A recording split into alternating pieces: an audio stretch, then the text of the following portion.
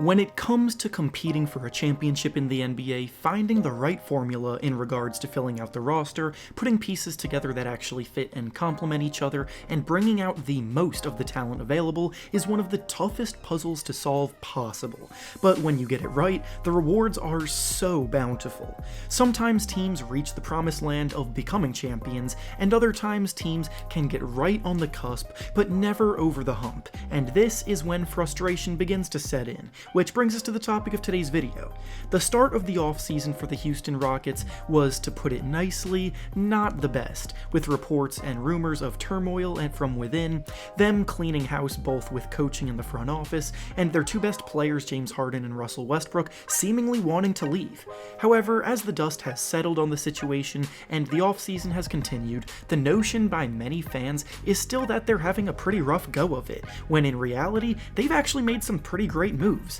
In this video, we'll be discussing everything that has gone down for them this offseason, and why, as long as nothing major actually happens between now and the start of the season, they've actually pulled off a rather successful offseason filled with a few moves that actually make them better than they were a year ago. Before we start though, it turns out about 68% of you watching right now aren't even subscribed to the channel, so please, if you enjoy the content, consider hitting the subscribe button, because not only does it help out a ton, but I would also very much appreciate it. Now, with that being said, let's begin.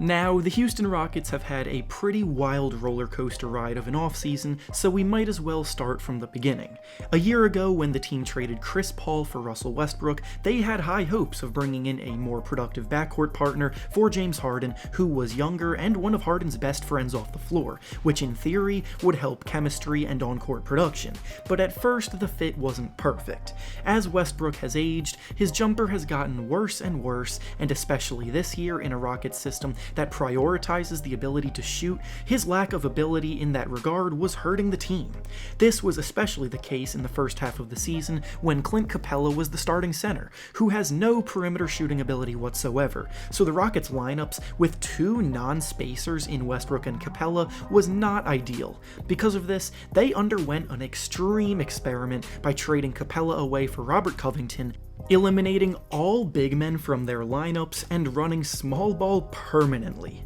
This experiment saw many highs and lows, and to be completely honest, after the trade happened, Westbrook began playing the best basketball of his season because of all the space that he had to attack the basket without someone clogging the paint next to him. But when he got injured late in the season, that play halted, and when he returned for the playoffs, he honestly struggled. This all resulted in a disappointing second-round exit, Coach Mike D'Antoni then got fired, and General Manager Daryl Morey stepped down from the team, and then all of a sudden, things in Houston started to burst into flames. On November 11th, Shams Charania of The Athletic reported that Russell Westbrook had requested a trade just 1 year after being traded to the team, and the reasoning was apparently that he wanted to go back to the role that he had in Oklahoma City, where he was running the show as the primary ball handler, putting up big numbers. But the problem with that is that style of play that was played on those teams were never conductive to winning, and the 3 years in a row that Westbrook was the #1 option, the Thunder got eliminated in the first round, despite him averaging a triple-double in each of those 3 years. Then, following that news, a lot of mixed reports came out about their franchise man James Harden. It started out with reports saying that Harden was locked in for the upcoming season despite the Russ trade request, but shortly after that, the tune quickly changed to Harden being unhappy with the state of the team and that he too wanted out of Houston, with the Brooklyn Nets being the team that he had his eyes on to join in order to once again team up with good friend Kevin Durant. With all of this going down, social media was in a frenzy watching the Rockets franchise seemingly implode on themselves, and a few weeks ago, it really did seem like it would. But now that time has passed and we have a lot more perspective on the situation, I'm here to tell you that not only are things not as bad as they originally seemed in Houston, but things are actually going very well, all things considered. And this is where we get into the meat of the video that I know you've all been waiting for. Obviously, the reported trade requests were concerning, but we now see that over 2 weeks have passed and both Harden and Westbrook are still members of the Rockets. There have been 0 new updates on the situation regarding them wanting out, so honestly, that tells me that there's a strong possibility that the requests and reports of them being unhappy were older news that the media let it out to be, and here's why. For one, a detail in the Westbrook report stated that he didn't like the offensive system the Rockets ran. However, Mike D'Antoni had already been fired by this time, so surely the new coach Stephen Silas is coming in and changing things up from how D'Antoni ran things, so the issue there has already been addressed. Plus, I've heard nothing but great things about Silas from people who have been around him when he was the assistant coach in Dallas, so I think they got a great hire to get things back on track in that regard.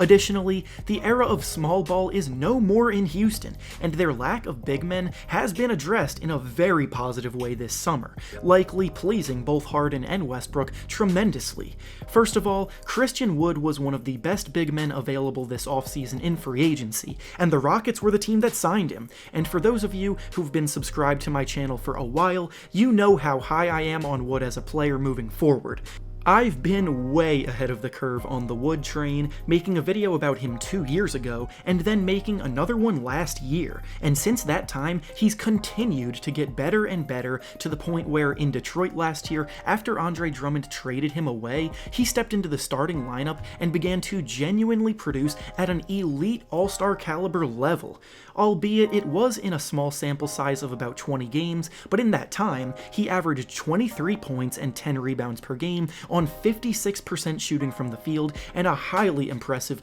40% from 3, which, especially in Houston, gives them the exact kind of big man built to thrive. Neither Harden or Westbrook have ever played with someone like Wood who can both space the floor as a shooter, operate pick and rolls flawlessly, and play solid defense, and he especially brings back an important part of James Harden's game, being the pick and roll, because he had to sacrifice that when Clint Capella was traded away. The Harden-Capella pick and roll was lethal in their time together, and Wood is arguably a more proficient P&R roll man, having just ranked in the 95th percentile in the entire NBA last year, scoring in those situations, making him one of the best in the league while playing alongside very below average creators in Detroit, so just think of the kind of damage he can do with Harden creating for him.